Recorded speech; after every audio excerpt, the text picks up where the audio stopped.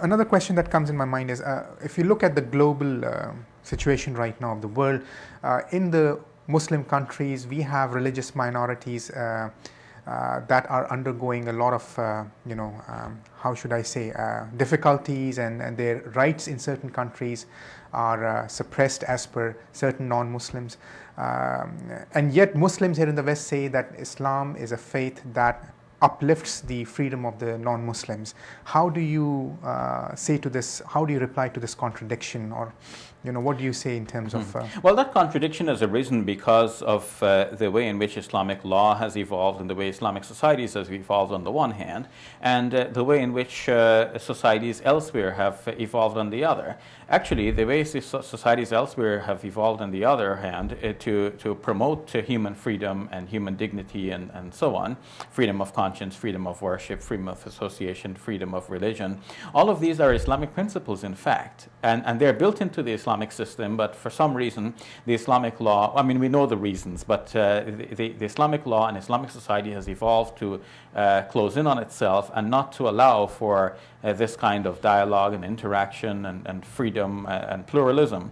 Whereas in fact when we look at the Quran says, for example, that the Prophet Muhammad, peace be upon him, cannot force anyone to believe. He has to allow for the freedom. In Surah 5 verse 48, God says that if he wanted, he could make all people believers, but he left it such so that he will judge finally among the people on the day of judgment. And he says in the meantime, فَاسْتَبِقُوا الْخَيْرَاتِ, race with each other in doing good things. So this verse emphasizes that there will be a plurality of religions. People will have different faith followings, and God allows it to be like that in this world, and then he will judge us on the life hereafter. On the subject of this hot topic called Sharia, a lot of non-Muslims claim that Sharia treats non-Muslims living in these Muslim lands as second-class citizens, and they refer to a particular terminology called dhimmis. And these non-Muslims, we have tax that we impose based on Sharia on these non-Muslims.